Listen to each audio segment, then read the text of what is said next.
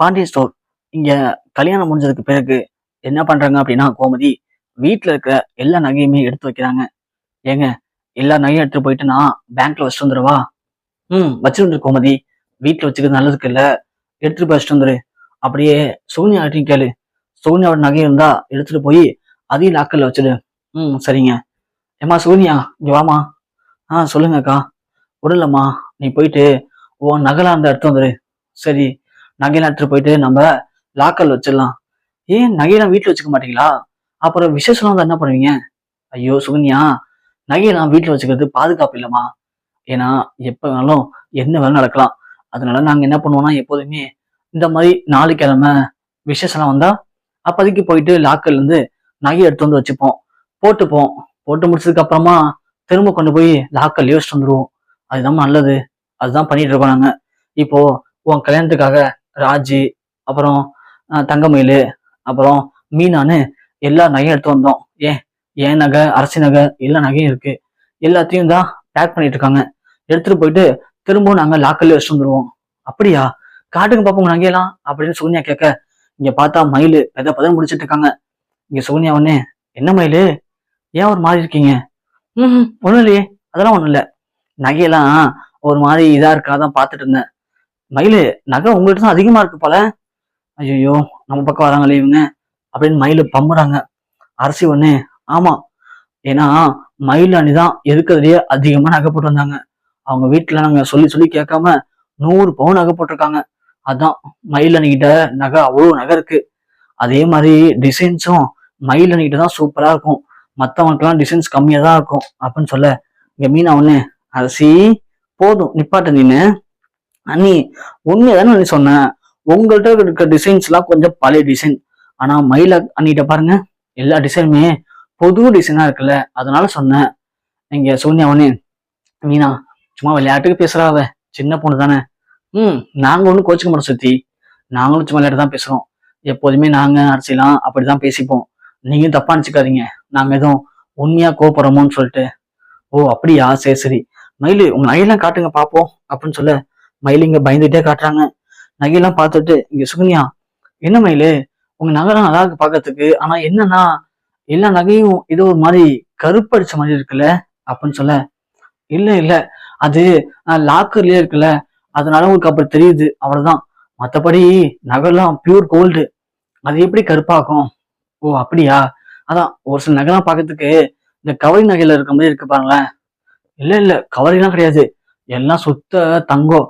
எங்க அம்மா எனக்காக ஆசை ஆசையா வாங்கி சேர்த்த நகை அப்படின்னு சொல்லுவோம். சோனியா உடனே, அப்படியா? உங்க வீட்டுல எல்லாம் வசதியா மயிலு? உங்க நகையெல்லாம் பார்த்தா ரொம்ப ரிச்சா தெரியுது. வசதி தான், இருந்தாலும் எங்க அம்மா அப்பாவுக்கு என்னன்னா ரொம்ப பிடிக்கும், அதனால இதெல்லாம் பண்ணாங்க. ஓ அப்படியா, சரி சரி அப்படின்னு இங்க நகையெல்லாம் எடுத்து வச்சுறாங்க. மயிலு ரொம்ப வேக வேகமா நகையெல்லாம் எடுத்து வச்சுட்டு அங்கிருந்து கிளம்பிடுறாங்க. அப்போ கோமதி சொல்றாங்க, சோனியா, நாம எடுத்துட்டு போயிட்டு நகையெல்லாம் லாக்கர்ல வச்சுட்டு வரியாமா? வரேன், நான் வரேன் அப்படின்னு சொல்லிட்டு சூன்யாவும் சொல்றாங்க. உடனே கோமதி, வேணாமா, நீ ஏன் பாவம் அலைஞ்சுக்கிட்டு, நான் எப்போதும் போல மீனாவை எல்லாம் மயில் அடிச்சு வச்சுட்டு வரேன். ஐயோ, இதுல என்ன பிரச்சனை இருக்கு? பாவம் அவங்களாம் வேலைக்கு போறாங்களே, அவங்களாம் வேலைக்கு போட்டோம், நான் வரேன். நான் வீட்டுல சும்மா தானே இருக்கேன், நானும் உங்க போய் பார்த்த மாதிரி இருக்கும்ல அப்படின்னு சொல்ல, இங்க சோனியாவும் கோமதியும் நகையில எடுத்துட்டு லாக்கர் வைக்க போறாங்க. அங்க போகும்போது பேங்க்ல திடீர்னு சொல்றாங்க, இது மாதிரி நீங்க நகை வைக்கிறீங்களா லாக்கர்ல அப்படின்னு கேட்க, ஆமா சார், நகை தான் வைக்கிறோம். இது மாதிரி ஒரு லாக்கர்ல ஒருத்தவங்க நகை வச்சாங்க. ஆனா வைக்கும்போது கோல்டு வச்சேன், ஆனா எடுக்கும்போது பார்த்தா கவரி நகையா இருக்கு அப்படின்னு சொல்லி ஒரே பிரச்சனைமா பேங்க்ல. என்ன சார் சொல்றீங்க? அது எப்படி சாத்தியமாகும்? வைக்கும்போது தங்க நகை, எடுக்கும்போது தங்கமா தான் இருக்கணும். அதோட சாவி அவங்ககிட்ட தான் இருக்கு. லாக்கர் உடைச்சா வச்சாங்க? இல்லம்மா, லாக்கர் பூட்டின மாதிரி இருக்கு. ஆனா அவங்க வீட்டு மருமக தங்க நகைன்னு சொல்லி கவரி நகையே போட்டிருக்காங்க போல. அது அவங்களுக்கு தெரியாம கொண்டு வந்து லாக்கர்ல வச்சிருந்திருக்காங்க. அப்புறமா எடுக்கும்போது நகை ஃபுல்லா கருத்து போயிருந்திருக்கு. சந்தேகம் வந்து அவங்க செக் பண்ணி பார்க்கும்போது நகைலாம் கவரிங்கா இருந்திருக்கு. உடனே வந்து எங்கள்கிட்ட சண்டை போட்டாங்க. நாங்களும் கேமராலாம் செக் பண்ணி காட்டணும். அது மட்டும் இல்ல, லாக்கர் சாவி உங்கள்கிட்ட இருக்கு. லாக்கர் ஓப்பன் பண்ணா உங்களுக்கு மெசேஜ் வரும். அப்படி இருக்கும்போது நாங்க எப்படிமா பண்ண முடியும்னு சொல்லி அவங்ககிட்ட சொன்னோம். அதுக்கப்புறம் அவங்க சந்தேகம் வந்து வீட்டுல போய் அவங்க வீட்டை சண்டை போடவும், அப்புறமா அவங்க ஒத்துக்கிட்டாங்களாம், இது மாதிரி நாங்க தான் தப்பு பண்ணிட்டோம் அப்படின்னு சொல்லி.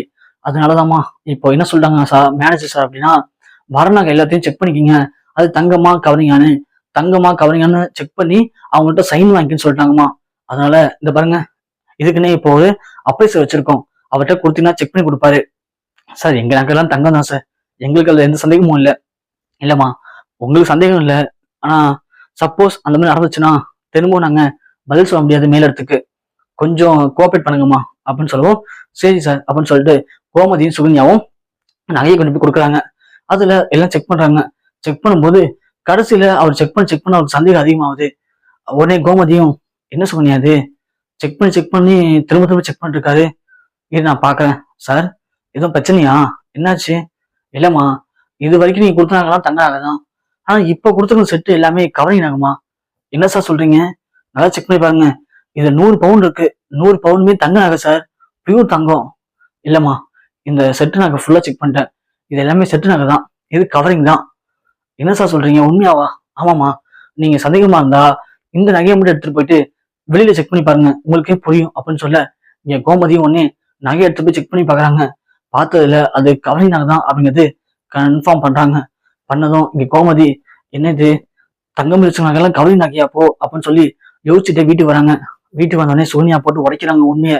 இது மாதிரி தங்க மயில் போட்ட நகையெல்லாம் கவரிங் நகை தான், ஆனா தங்க மயில் எதுக்காக பவுன்னு சொல்லி உங்களை ஏமாத்தான்னு தெரியல அப்படின்னு சொல்ல, மயில் பெத பெத முடிக்கிறாங்க. பாண்டியன் வந்துடுறாரு. என்ன மயில், உங்க வீட்டுல போட்ட நகைலாம் கவரிங் நகைன்னு சொல்றாங்களா? இல்ல மாமா, அது வந்து, என்ன மயிலு, இத்தனை நாள் வீட்டை ஏமாத்திட்டு இருந்தீங்களா அப்படின்னு சோனியா கேட்க, மயிலுக்கு இங்க என்ன பதில் சொல்றதுன்னு தெரியல. மயில் ஒண்ணு திருதுன்னு முடிக்கிறாங்க. அப்பன்னு பார்த்து இங்க பாக்கியம் வீட்டுக்கு வராங்க, மயில பாக்கலாம்னு சொல்லிட்டு. அப்பன்னு பார்த்து இங்க பாண்டி கேக்குறாரு, வாங்க சம்பந்தி வாங்க, நானே உங்களுக்கு போன் பண்ணலான்னு இருந்தேன்.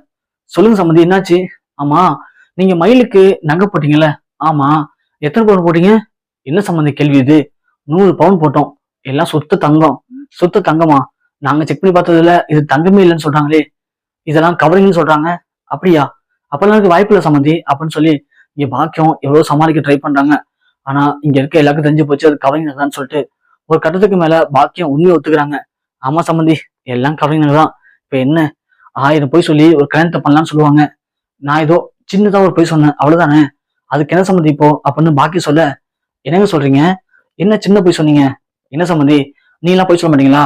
உங்க மச்சானுக்கு குழந்தை பிறக்கிற பாக்கியமே இல்லையாமே, ஆனா அப்படி இருந்தும் ஏமாத்தி எத்தனை பொண்ணு பாத்தீங்க? ஏன் லாஸ்டா கல்யாணம் மேல வரைக்கும் வச்சிருந்த பொண்ணு கல்யாணம் பண்றதுக்கு, அப்போ நீங்க கூட பொய் சொல்லி தான் கல்யாணம் பண்றீங்க. அதுக்குதான் சம்மந்தி இதுவும். என் பொண்ணுக்கு 100 பவுன் பொண்ணு ஆசைதான் எனக்கு, ஆனா போட முடியல. நீங்களும் எதிர்பார்த்தீங்க, அதோட பொண்ணுங்க நகை போட்டு வந்தா தானே அந்த வீட்டுல மதிக்கிறீங்க. அதனால நான் என் பொண்ணுக்கு 100 பவுன் நகை போட்டத கவரிங்கா போட்டேன், அதை தங்கன்னு ஒரு சின்ன பொய் சொல்லிட்டேன், அவ்வளவுதான் சம்மந்தி. பொய் சொல்லாம யார் சம்மந்தி கல்யாணம் பண்ண முடியுது அப்படின்னு பாக்கியம் ரொம்ப திமிரா பேச, பாண்டியவனே இங்க பாருங்க, உங்களுக்கு தெரியுமா பழனி குழந்தை பத்துக்க முடியாதுன்னு சொல்லிட்டு சும்மா தேவையா பேசிட்டு இருக்காதீங்க அப்படின்னு பாண்டிய சொல்ல, சோனியாவும் இங்க பாருங்கம்மா, நீங்க வந்தது உங்க பொண்ணை பாக்கிறதுக்கு, இங்க பிரச்சனை உங்க பொண்ணுக்கும் அவருக்கும் தான். அப்படி இருக்கும்போது தேவையில்லாம ஏன் புருஷன் பேசாதீங்க, அப்படி பேசுனீங்கன்னா மரியாதை அவ்வளவுதான் அப்படின்னு சோனியா சொல்ல, என்னடி மரியாதை உங்களுக்குலாம், என்ன மரியாதை இல்ல என்னடி பண்ணுவ அப்படின்னு பாக்கியம் இருக்கிற. இங்க பெரிய கலவரமா வருது. பாண்டியன் கொண்டு வச்சுறாரு. போதும் நிப்பாட்டுங்க, இப்படி போலி நகையை போட்டு அதை கேட்டா இந்த அளவுக்கு நீங்க வாய் பேசுறீங்களா? இதெல்லாம் உங்களுக்கு அசிங்கமா இல்ல, வெக்கமா இல்லைன்னு சொல்ல, என்ன சம்பந்தி வெக்கம் அசிங்க கேக்குது இப்போ? அதெல்லாம் ஒண்ணும் இல்ல, நாங்க சின்னதாக போய் சொல்லிட்டோம், இப்ப என்ன சொல்ல வரீங்க நீங்க இருக்கு அப்படின்னு பாக்கிய சொல்ல, இங்க பாருமா, இதுக்கு மேல நான் உங்கள்கிட்ட பேச விரும்பல, நீங்க ஒழுங்கா இருந்து கிளம்புங்க. என் பையன் சரவணா வரட்டும், அவன் வந்து முடிவு பண்ணட்டும். நீங்க பண்ண தப்புக்கு மயில் இங்க வாழணுமா வாழ வேணாங்கிறத அவன் முடிவு பண்ணிப்பான். ஓ அப்படி சம்பந்தி, நீங்க மட்டும் என் மயில வீட்டுக்கு மட்டும் அனுப்பி பாருங்க, வரதட்சணை குடும்பப்படுத்துறீங்க அப்படின்னு உங்க எல்லாரையும் கம்ப்ளைண்ட் பண்ணி உள்ளத்துக்கு வச்சிருவான் பாத்துக்குங்க அப்படின்னு மயில் சொல்ல, பாண்டியங்க அப்படியே அதிர்ச்சி ஆயிட்டாரு. என்ன சம்பந்தி, என்ன வார்த்தை பேசுனீங்க அப்படின்னு கேட்க, ஆமாங்க, உங்களுக்கு பணம் தான் முக்கியம், தங்கம் தான் முக்கியம்னா எனக்கு என் பொண்ணோட வாழ்க்கை தான் முக்கியம். என் பொண்ணுக்கு என்னால பண்ண முடிஞ்சதை பண்ணியிருக்கேன், அது சந்தோஷமா ஏத்துக்கிறது தான் உங்களுடைய மனிதநேயம். அதை விட்டுட்டு சும்மா இது யாரும் ஏமாத்துறீங்க, எதுக்கு கவரிங் போறீங்கன்னு சொல்லி தேவையில்ல பிரச்சனை பண்ணிட்டு இருக்காதீங்க. அப்படி பண்ணீங்க அப்படின்னா நான் சொன்ன மாதிரி என் பொண்ணு அழைச்சு போயிட்டு வரதட்சணை கேஸ்ல உங்களாம் உள்ள தள்ளிடுவேன் அப்படின்னு பாக்கி சொல்லிட்டாங்க. இது கிளம்பிடுறாங்க. இங்க பாண்டியால ஒண்ணுமே பேச முடியல. நல்ல குடும்பம்னு பார்த்தா நம்ம பையனுக்கு கல்யாணம் பண்ணி வச்சோம், ஆனா இந்த குடும்பம்னா இவ்வளவு பெரிய பிரார்த்தனை குடும்பமா இருக்கு, அதோட ஏன் இப்படி சொன்னீங்கன்னு கேட்டதுக்கு நம்மளே மிரட்டிட்டு போறாங்களே அப்படின்னு பாண்டியன் என்ன பேசுன்னு தெரியாம அப்படியே அதிர்ச்சியில உறைஞ்சு போய் நிக்கிறாரு. சோனியாவுக்கு இங்க சந்தோஷமா இருக்கு, அப்பாடா ஒரு மருமக காலி, மீதி 2 மருமக தான் இருக்கா, அவளுங்களையும் இதே மாதிரி ஏதாவது ஒண்ணு பண்ணி ஒழிச்சு கட்டிட்டோம் அப்படின்னா இந்த சொத்தை முழுவதுமா நாமளே ஆட்டிய போட்டலாம் அப்படின்னு இங்க சுகன்யா முடிவு பண்றாங்க.